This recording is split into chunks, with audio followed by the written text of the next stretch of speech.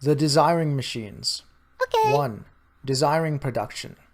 Okay. It is at work everywhere, functioning smoothly at times, at other times in fits and starts. Okay. It breathes, it heats, it eats, it shits and fucks.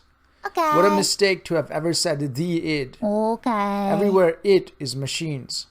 Okay. Real ones, not figurative ones. Okay. Machines driving other machines.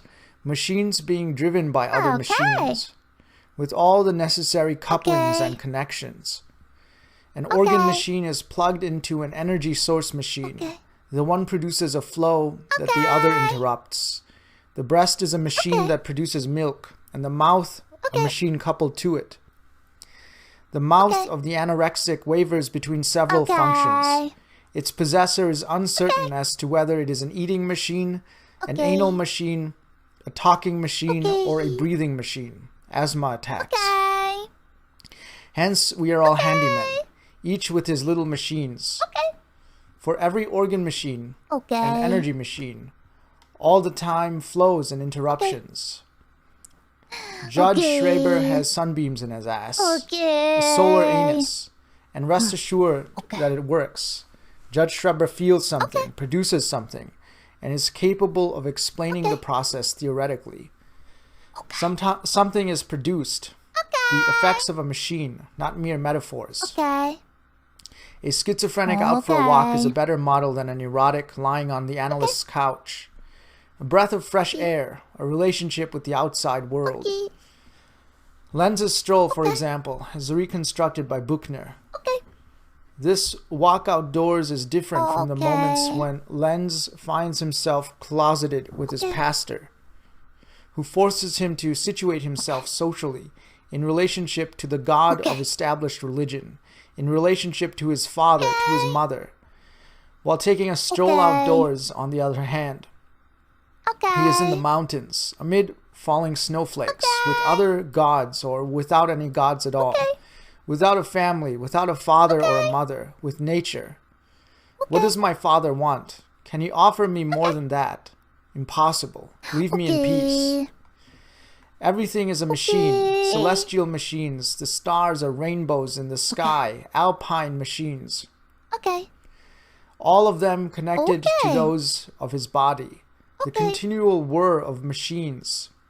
He thought that it must be a feeling of endless bliss to be in contact with the profound life of every form, to have a soul for rocks, metals, water, and plants, to take himself into himself, to take into himself, as in a dream, every element of nature, like flowers that breathe with the waxing and waning of the moon. To be a chlorophyll or a photosynthesis machine, or at least slip his body into such machines as one part among the others.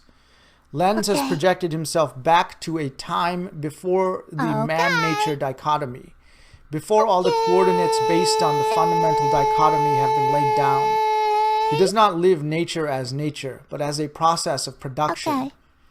There is no such thing as either man or nature now, only a process that produces the one within the other and couples machines together.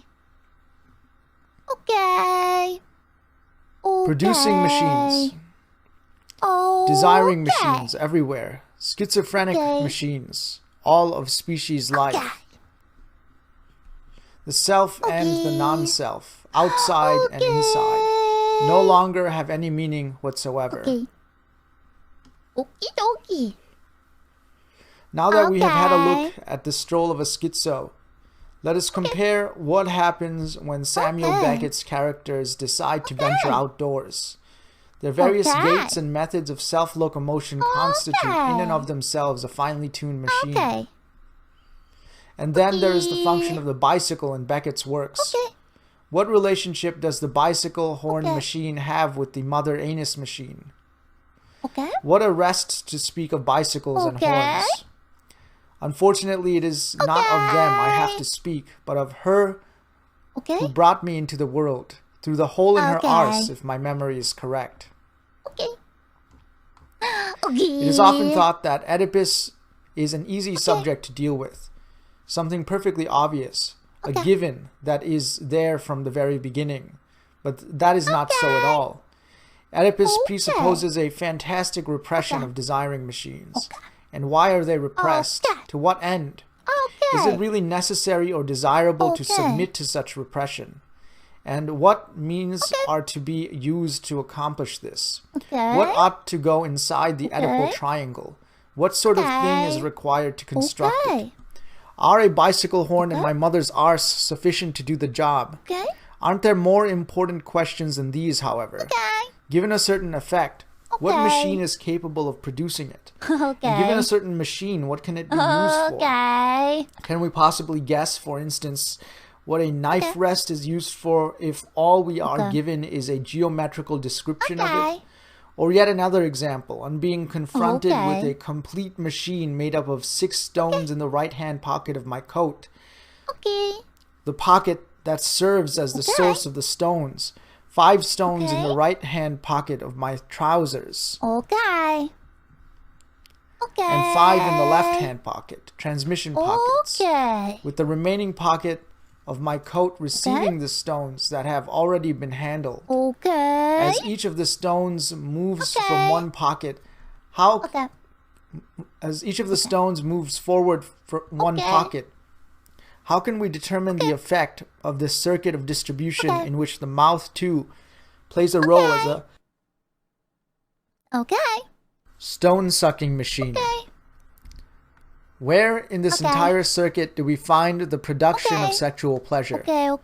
At the end of Malone Dies, Lady Petal takes the schizophrenics out for a ride in a van and a rowboat, and a picnic in the midst of nature. An infernal machine is being assembled. Under the skin, the body is an overheated factory, and outside, the invalid shines, glows from every burst pore. This does not mean that we are attempting to make nature one of the poles of schizophrenia.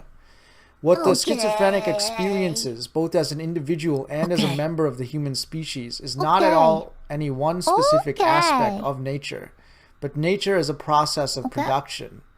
What do we mean here by process? It is probable that at a certain level, nature and industry are 2 separate and distinct things.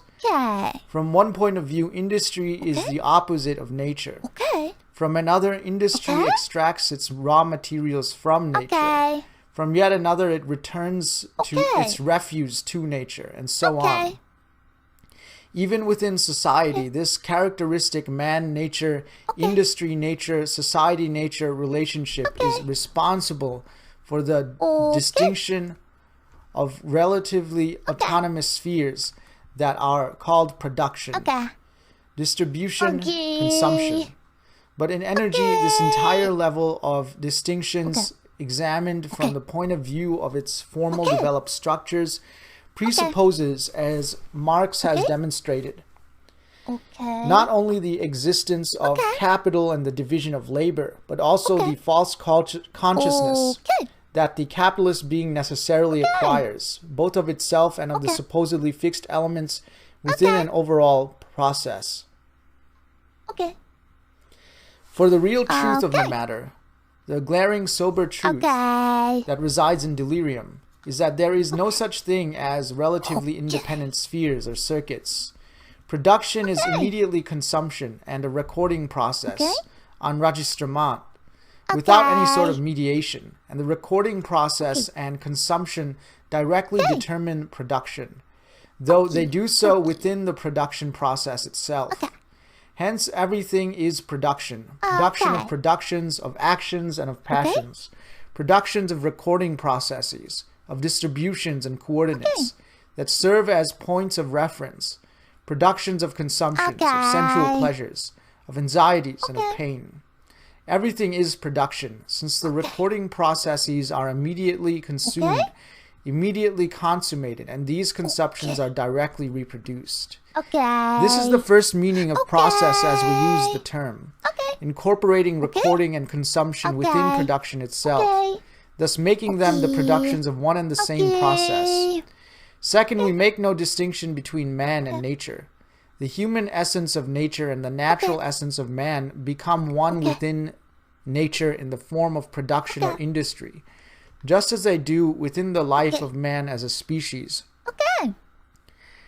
Industry is then no longer considered from the extrinsic point of view of utility, but rather from the point of view of its fundamental identity with nature as production of man and by man. Not man as the king of creation, but rather as the being who is in intimate contact with the profound life of all forms or all types of beings.